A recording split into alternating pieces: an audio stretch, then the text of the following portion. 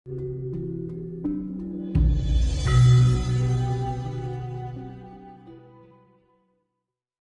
kita kembali ke kusmogoni, maka terjadi penyaringan. Nggak, maksud saya ketika dia sedikit-sedikit selalu dapat visinya selalu begitu, nanti bakal ada musibah ini, nanti akan ini. Itu kesempurnaan apa enggak? Nah, apa dia dapat petunjuk? Apa lewat pemikiran normal? Itu sekaligus pemecahannya. Nah, kalau pikiran normal, anak-anak analisa, nah, ini normal. Dia menganalisa keadaan, ini normal. Kalau sudah petunjuk, dari mana petunjuk ini? Nah, ini. Biasanya kalau kesempurnaan, petunjuk itu lewat akal, menyentuh saraf otak, lewat akal. Nah, sesuai dengan akal itu dia akan bergerak. Itu kesempurnaan. Jadi ilmu kesempurnaan itu justru malah dicuri oleh bangsa lain. Nah, iya betul. Kan banyak buku-bukunya itu. Yang saya baca itu pasti ada kalimat ingin mengejar ketertinggalan. Kita disuruh bertapa di hutan, kita disuruh semedi terus, disuruh bakar dupa terus, mereka printing money, terus dihutangkan ke kita, gitu ya, Mbak ya. Kita terus bangkit, kita bisa bangkit. Gitu ya. Nah, rupanya ini siklusnya di memori kita masuk. Dan itu konspirasi penjajahan itu kalau saya diskusi sama kawan saya yang saya ceritakan Mbah Gatot tadi, salah satunya lewat agama-agama yang baru berkembang masuk ke Nusantara. Padahal agama itu sendiri sebetulnya kesempurnaan. Semua agama kesempurnaan sebetulnya. Tapi ada gerakan memelintir. Gerakan memelintir. Kalau diurai secara kesempurnaan, ya sama. Berarti tidak murni yang sekarang? Ya, kira-kira begitu. Iya, jadi penafsirannya sudah. Motivasinya apa?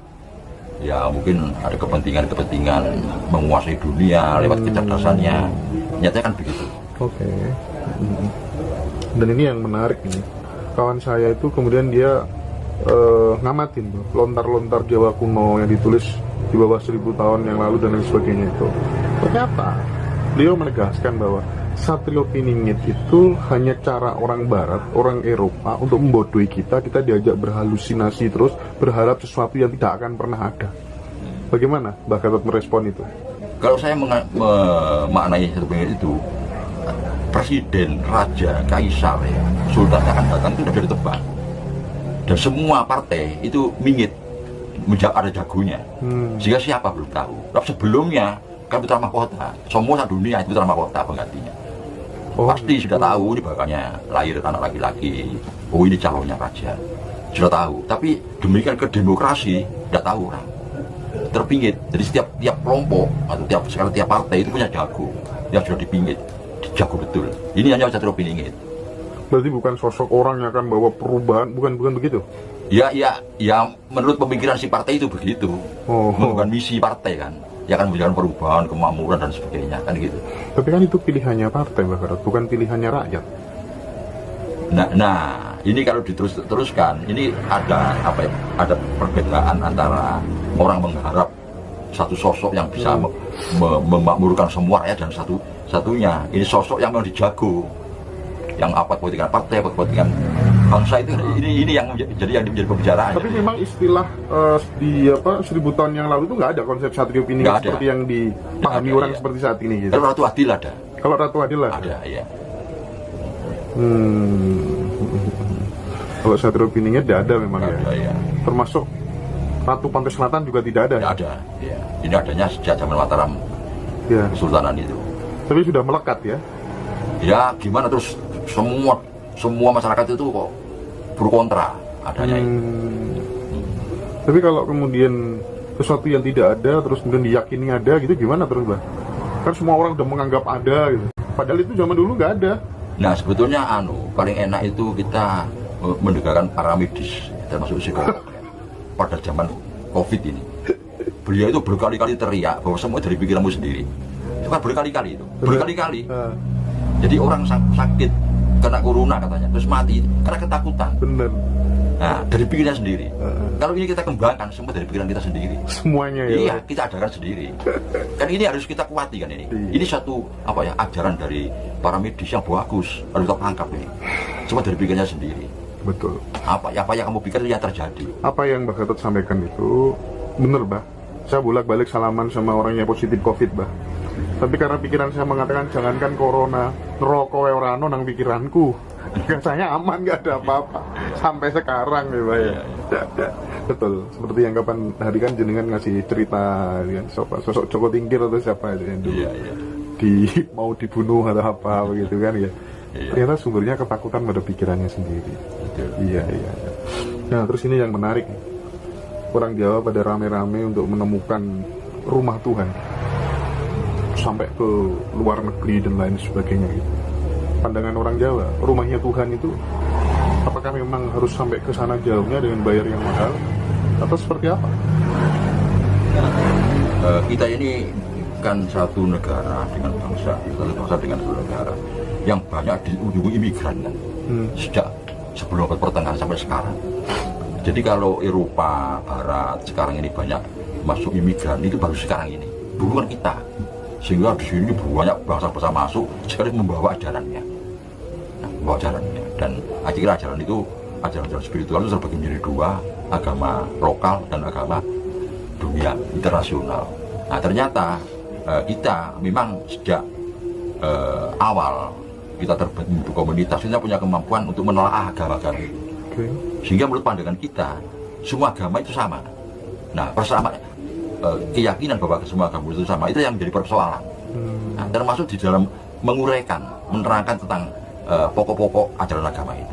Termasuk tadi kalau orang Isra Miraj ya, Nabi berisra dari perjalanan di waktu malam dari Masjidil Haram ke Masjidil Aqsa, terus dan masuk ke Sidratul Muntaha. Nah ini di dalam penjelasan selama ini kan berbentuk tempat, Masjidil Haram, Masjidil Aqsa, Sidratul Muntaha. Tapi bagi kita urainya bukan begitu di sini kan gitu ya. Ya jadi gimana? Jadi kalau memang bagi agama-agama yang bangsa-bangsa di mana agama itu dilahirkan, ternyata uraian kita itu dianggap salah, kita tidak bisa berbuat apa-apa. Mereka yang punya yang tempat di mana agama itu muncul, di mana orang dapat wahyu di daerah mereka, maka kita akan menyatakan bahwa itu salah uraiannya. Kita yang disalahkan. Padahal menurut kita tidak begitu. Nah, kan gitu ya. Sidratul Muntaha di sini. Sidratul Muntaha di sini. Terus misalnya Masjidil Haram, itu ada semua kan uraian. Termasuk di Kristen sendiri. Itu orang Jawa melihat juga ngono itu. Tapi mau apa? Apa kuat? Ya. Budaya itu juga begitu, lu gak ngono itu ngene lho. Itu kan begitu ya. Tapi diam. Tidak bisa berbuat apa-apa karena yang punya agama yang di mana itu lahir bukan kita. Kita tidak bisa menyangkal. Berarti kalau dalam kasana perspektif ilmu Kasampurnan Jawa ini, setiap manusia itu berpotensi untuk menjadi nabi. Nah ini yang menyalahi hukum internasional. Tapi itu pilihan. Tapi kalau dalam perspektif kasana ilmu Kasampurnan Jawa kan memang kenyataannya begitu. Artinya setiap manusia siapapun dia punya hak, punya kesempatan untuk kemudian menerima kabar dari langit, menerima pencerahan itu sendiri gitu loh maksud saya. Iya apa enggak kira-kira Bang? Iya kan akhirnya terus oleh para bijak. Ini para bijak ini orang kita sendiri juga bisa kamu menjadi nabi, tapi itu dirimu sendiri. Nah, itu tidak boleh kamu kembangkan. Kalau ini untuk umat, akhirnya itu kata-kata bijak kan? Iya, kata-kata bijak. Iya. Ngaku nabi nggak apa-apa sebenarnya, tapi jangan dikasih tahu ke banyak orang gitu, ribet gitu ya bahaya. Iya, jadi saya ingin lagi-lagi saya tekankan adalah menariknya tentang ilmu Kasampurnan itu tadi Bah. Jadi menurut kita ilmu Kasampurnan itu ya bertapa ya, terus kemudian kungkum gitu, puasa 40 hari 40 malam pati geni, itu ilmu Kasampurnan. Ternyata bukan kita kecelik ternyata ini. Cuma muncul di ini kan penyerahan total. Ini itu merupakan pengakuan. Tidak ada apa-apa. Kalau masih ada apa-apa, iso apa-apa itu bukan. Iso apa-apa itu secara gaib loh. Secara gaib ya. Ini itu bukan kasar. Bukan ya Pak ya. Bukan. Meskipun pada kenyataannya memang dia merasakan hal itu. Iya, berarti kan iso apa-apa. Kan orang apa-apa. Itu udah iso, dia kan udah iso. Bisa mengobati orang secara gaib, bisa menebak orang, bisa memberikan jalan pada orang supaya dia itu bisnisnya bagus kan, ada petunjuk. Berarti iso apa-apa kan. Nah coba seperti ini, apakah orang-orang Cina teknokrat itu bisa begitu? Misalkan yang dilahirkan dulu sangat berguna untuk masyarakat. Iya. Nah, apa kita jadi ini atau jadi ini? Ini masalahnya. Bisa bikin lampu. Gitu. Tapi pada awalnya dia berbicara tentang ilmu sampurnaan segala macam. Iya. Tapi ujung-ujungnya Ujungnya lain. kontradiktif gitu Iya, ya. kok lain ujungnya. Ya namanya orang banyak ya, Mbak. Iya, iya. Apalagi Mbak Gatot yang kemudian perlu untuk kemudian dititipkan kepada anak cucu generasi Nusantara supaya kemudian ada semangat belajar ilmu kasampurnan yang sebenarnya begitu. Kira-kira apa pikiran-pikiran Mbak Gatot yang lainnya yang ini penting gitu supaya nggak salah arah generasi kita gitu. Sebetulnya metode pendidikan kita itu sudah jelas. Kan ilmu seperti itu kan di luar pendidikan formal. Oke. Nah, metode pendidikan itu sudah jelas. Jadi kalau kita menyebut bahwa meniru kehidupan orang barat, kita fokus pada apa yang kita hadapi, kita berbicara rasional. Apa kita meniru barat? Wong itu milik kita. Ya, kita kembali ke situ. Jadi sistem kosmogoni itu merawat alam, bersinergi dengan alam. Akhirnya yang menjadi aktivitas kita itu ya kasampurnan. Sedang merawat alam itu, tidak bisa alam itu akan bergerak sendiri. Sebab harus manusia yang berkewajiban untuk merawat alam. Jadi apa yang saya tadi sebutkan, pesan-pesan kepada Pak kaum milenial itu hendaknya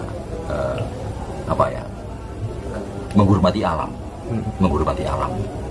Ini kan alam itu kalau dilihat dari sistem Buddhisme, ibu pertiwi kan ya.